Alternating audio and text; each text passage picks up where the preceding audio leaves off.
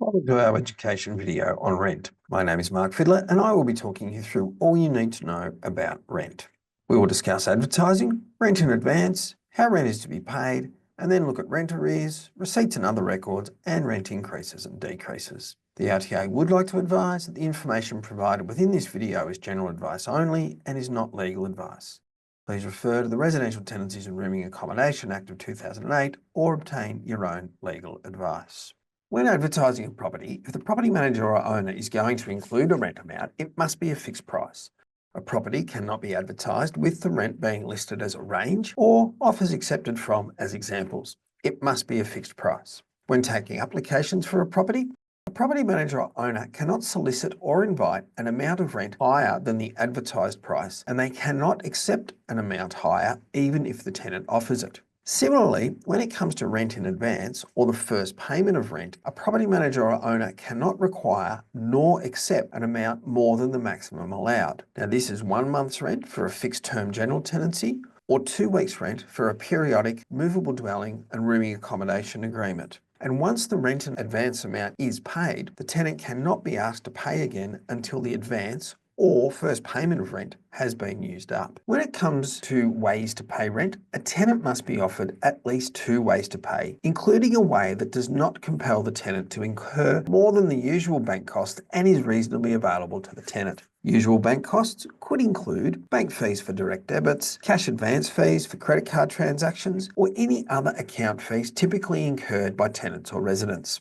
The Act does not define what reasonably available to the tenant or resident means. This is because what may be considered reasonable for one tenant or resident could be impractical for another tenant or resident depending on their unique situation. What is considered reasonable must be assessed on a case-by-case basis.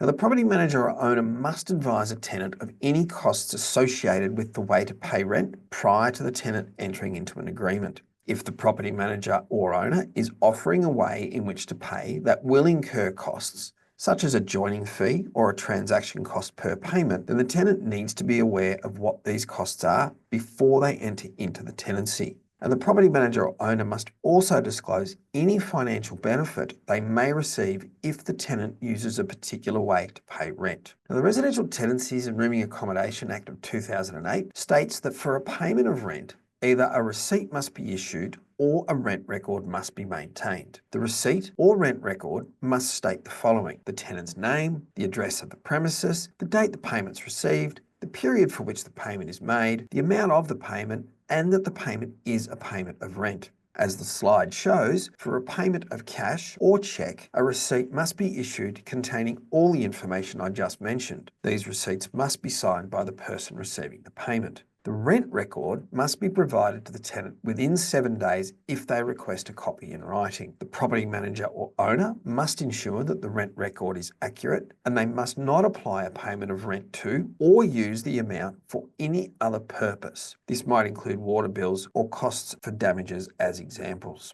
In a general tenancy agreement, if rent has remained unpaid for 7 days, on the 8th day, a property manager or owner can issue a Form 11, Notice to Remedy Breach, giving the tenant clear 7 days to rectify the breach. If it has not been rectified in that time, in full, the property manager or owner can issue a notice to leave on the grounds of failing to rectify the breach for rent arrears. This process has different timeframes for movable dwelling and rooming accommodation tenancies, and we encourage you to check the information on our website to see what these timeframes are. We also encourage parties to work together through a tenancy, and you will see on the right-hand side of the slide a flowchart that looks at all the options if a tenant is in arrears, including self-resolution suggestions and also using the RTA's dispute resolution to formalise a payment arrangement. To be very clear, when issuing a notice to remedy breach, please ensure that the amount of rent owing on the date the notice was issued in Section 5 on the breach notice is the amount that is due at the time of serving the notice.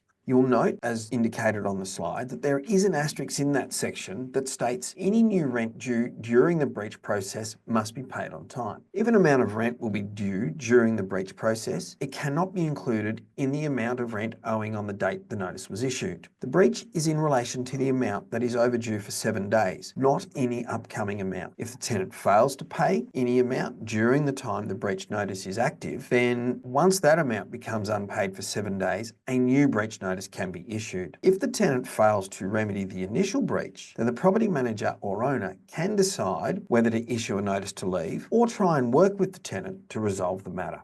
A property manager or owner must not increase or purport to increase the rent payable by a tenant less than 12 months after the last rent increase for the residential premises. This will continue to apply even if there has been a change of manager or owners. For any new or renewal tenancy or break lease situations, it's important to look at when the last rental amount started or when the last increase occurred for the property and to check if this is more or less than the 12-month time frame. For evidence, when the rent was last increased, you must include the date of the last rent increase for the property or room on a tenancy agreement. If a tenant asks in writing for evidence of the last rent increase during a tenancy, you must provide it within 14 days. Property managers or owners who believe that they would experience undue hardship if rent is not increased for a property within 12 months may apply to QCAT for a ruling. Example of where this may occur is where major renovations have been done between tenancies. Exempt lessors, as stated on the slide, if you are funded by either the Housing Act 2003 or the Community Services Act 2007, then you are considered an exempt lessor. We expect that most public housing or community housing providers are likely exempt from these rent increase provisions. However, the RTA cannot advise if you are or aren't, but we recommend that you look at the definitions within the Act to confirm. If there is a requirement for rent to increase during the fixed term agreement, the agreement must state that it allows for an increase, and it also must state how much the increase is going to be or how the increase will be calculated. Stating that rent will increase to the market rate or by the CPI is not sufficient here. The tenant should know how much they will be paying if the increase occurs prior to entering into the agreement. 2 months' notice is also required to be provided prior to the increase starting. A periodic tenancy can have the rent increased by providing 2 months' written notice. For both fixed agreements and periodic agreements, the 2 months' notice must include the amount of the increased rent, the date it will be payable from, and the date of the last increase at the premises. There is no limit to the amount rent can be increased by. However, as the slide states, a tenant can dispute if they think the amount is excessive. The tenant in a renewal situation would need to sign the offered agreement, then submit a Form 16 to the RTA. If the matter cannot be resolved through the dispute process, the tenant can then take the matter to the Queensland Civil and Administrative Tribunal for the matter to be heard there. The tribunal will consider the dot points listed on the slide before making a decision. The Act does provide for rent to be decreased, and it does list a series of reasons why rent might be decreased, and they are listed on the slide. We often see these circumstances occur during extreme weather events, but there may be other reasons these things occur.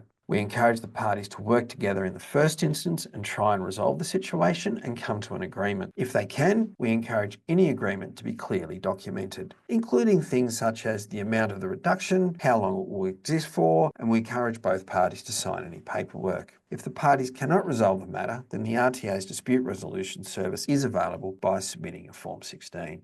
Thank you for listening to our information regarding rent. Further information about what I have discussed today is available on our website at www.rta.qld.gov.au or through our other channels, including our YouTube videos and podcasts. Our friendly contact centre staff can also assist you with your tenancy or bond inquiries on 1300 366 311. And to stay in touch and receive regular updates from the RTA, we encourage you to sign up for our monthly e-newsletter or follow us on LinkedIn using the details on the screen.